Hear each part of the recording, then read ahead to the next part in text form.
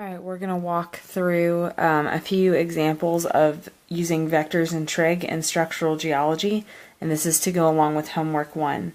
So first off, homework 1 is going to ask you to solve things graphically and analytically.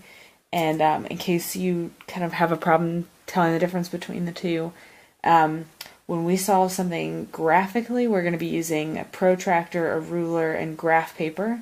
If we solve something analytically, we'll be using a calculator, a Pythagorean theorem, and trig ratios. But that doesn't mean that just because you're solving something analytically that you can't sketch a picture to help. Some terms that are going to come up in the homework are going to be magnitude. That's the length of a vector. It's always positive and it's indicated with absolute value brackets. The angle with the positive x-axis, that's kind of a sweeping angle that takes you from the positive x-axis to wherever the vector is pointing. And then x and y components. And those are kind of the legs of a triangle, if you can imagine that vector as being a triangle. So let's do a few examples. Find, this means the magnitude of the vector k. If it's got a little arrow on top, that means it's a vector.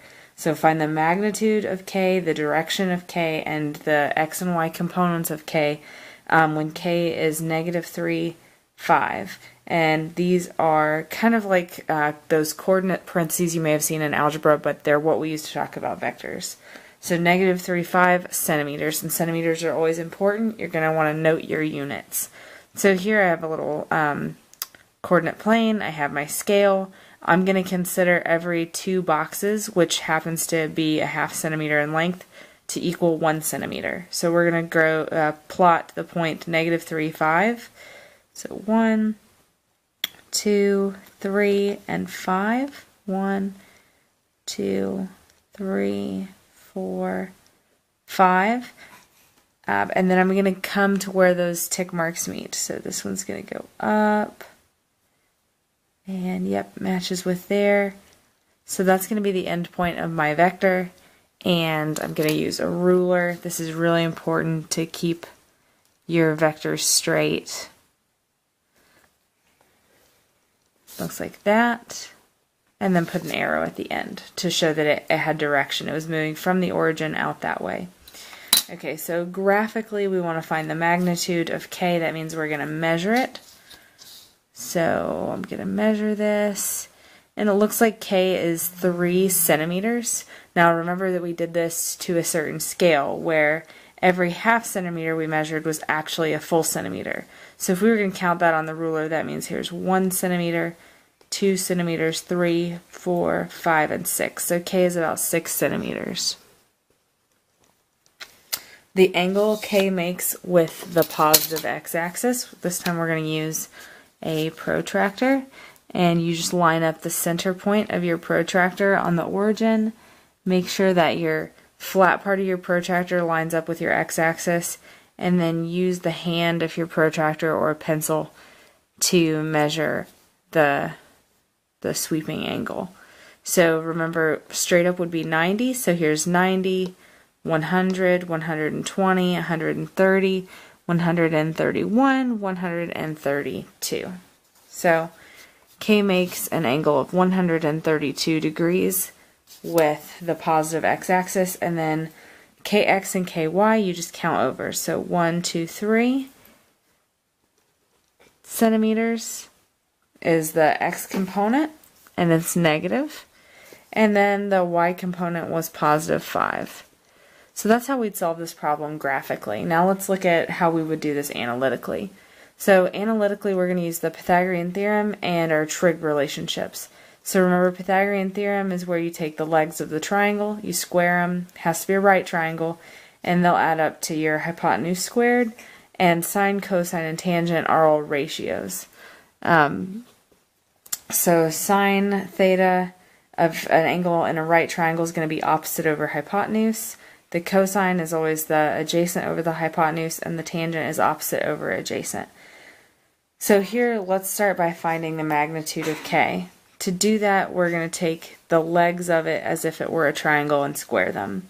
So that's 3 squared plus 5 squared is c squared, whatever that length is. This is 9 and 25. 9 plus 25 is 34. So 34 is c squared. And then we got to take the square root. So square root both sides, and the square root of 34 is 5.83. And remember, we're dealing with centimeters, so we're going to say centimeters, and it's going to be the magnitude of k, because that's what c squared, or c was. So now we want to find the legs of that triangle, and here, because we're given this analytically, we really don't need to go any further on finding the x and y components of k, but definitely finding that sweeping angle is something that we're going to have to use trig for.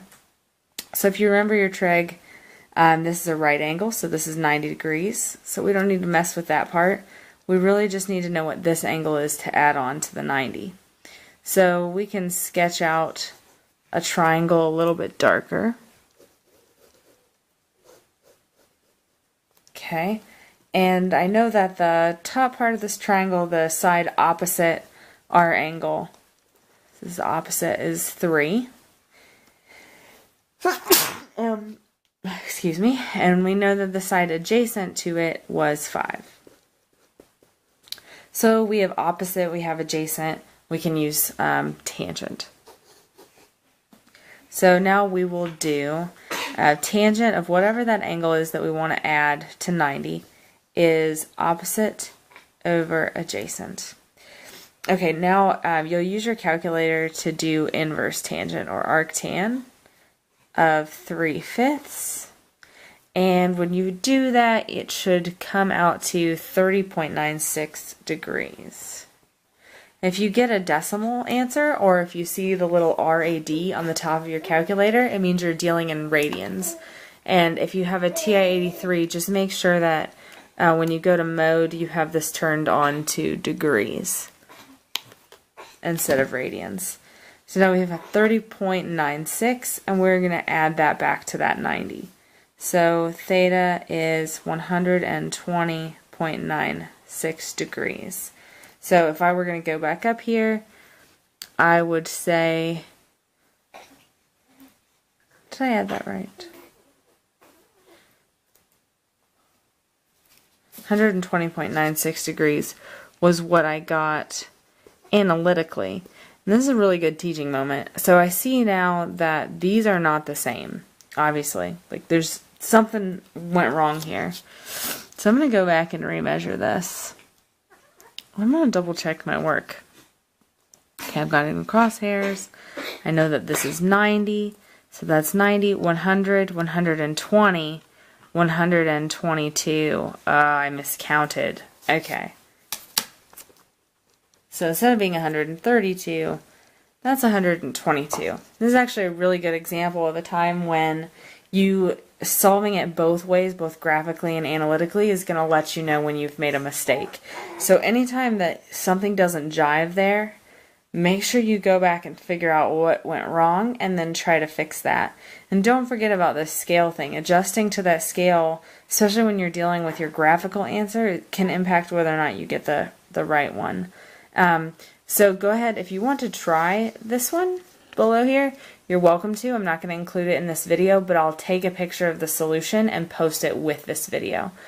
So this problem says, just as an example, some vector A is 6 centimeters. It's 35 degrees from the positive x-axis. Find AX and AY. And again, that'll be posted as a picture of an answer.